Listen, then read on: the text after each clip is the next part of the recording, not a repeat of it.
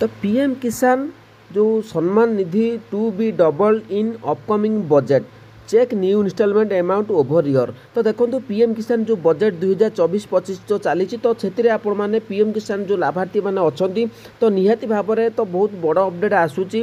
तो आपण मैंने अपडेट जाणी नियंतु जो 6000 टंका पाउथिले तो आपण मानू केते टंका मिलिबो। तेबे चलंतु संपूर्ण अपडेट जाणी नबा। तेबे वर्तमान समय रे पीएम किसान को लेकिन बहुत बड़ अपडेट प्रत्येक गणमाध्यम रे वर्तमान देखिबे पीएम किसान योजनार किछि ना किछि अपडेट आसूची। तेबे चलंतु आज अपडेट आपण माने जाणी नबा निहाती दरकार। जदि चैनल को नुआ आछन चैनल को सब्सक्राइब करो। तो देखो बर्तमान 23 तारिख आपण देखिपे जे विधा बर्तमान बजेट बर्दे उपस्थापन हो सीतारमण जे कि अच्छा निर्मला सीतारमण से बजेट बर्तमान उपस्थापन कर बर्तमान केन्द्र बिंदु हो कौटी पीएम किसान सम्मान निधि स्कीम। कारण बीजेपी अनेक राज्य मानक व्यापक असुविधार सम्मुखीन होता जहाँफल कि से आगामी जो विधानसभा निर्वाचन विचार को नहीं दल बजेट रे विभिन्न श्रेणी और राज्य उपर ध्यान दे पार। तो निश्चित भाव में जो ध्यान दबा अर्थात जेहेतु पीएम किसान योजना बर्तमान फोकस रही कारण चाषी मानकर निहाती प्रत्येक चाषी मानकर आवश्यकता रोचे पीएम किसान सम्मान निधि जो योजना आपण मैंने 6000 टंका पाउछंती तार बढ़ी की केते टंका हम तो सही अपडेट मुझे सामना को आणुची। तेबे चलतु संपूर्ण देखी दिंतु आपण डिटेल से बुझीपारे। तेबे चैनल को नुआ आते चैनल को सब्सक्राइब करूँ। तो चलतु देखा जो 6000 पाउथिले आपण मैंने केते टंका मिलिबो।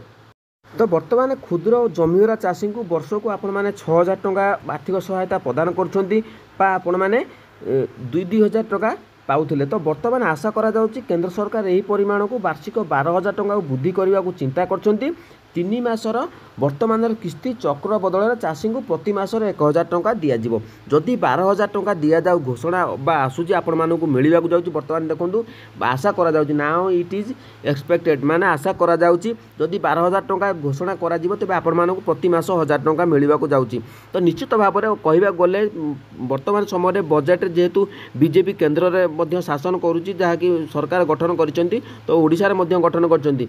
तो जेहेतु चाषी को फोकस रे रखा जाउची जेहेतु बजेट रे मध्य चाषी को लगातार भाव अपडेट आसूची कि चाषी को फोकस रे रखा जाए चाषी मैंने केमिति उन्नति करेंगे। पीएम किसान वास्तव रही पीएम किसान चाषी मैंने केमिति आहरी मध्य 2 पैसा पाइबे जहाँकि से चाष काम विनियोग करेंगे। आउ तापाई मध्य आशा करा जाउची निर्मला सीतारमण निश्चित भाव में किछि ना किछि अपडेट आसीबो। तो निश्चित भाव में एथर किसी बजेट रे आपण माने पीएम किसान जो मैंने अच्छा तो से निश्चित भाव में पेमेंट किसी बढ़िबो। तो ये आशा करा जाउची कि यदि 12,000 टंका मिले तेबे आपण मानकु प्रति मास 1,000 टंका दिज्व। बहुत बड़ खुशी खबर यदि मासु मास 1,000 टंका आपण मान अकाउंट को आसे तेबे निश्चित भाव में आपण मानकर भल माने आहरी चाष भल कार्य हो पार। जदि अपडेट भल लगे तो चैनल को सब्सक्राइब करूँ कारण पीएम किसान जहाँ भी अपडेट आसो तुरंत मो चैनल आप देखा पाइबे। देखा जाओ बजेट सरिला पर कौन अपडेट आसूँ मुझे फाइनाल जन।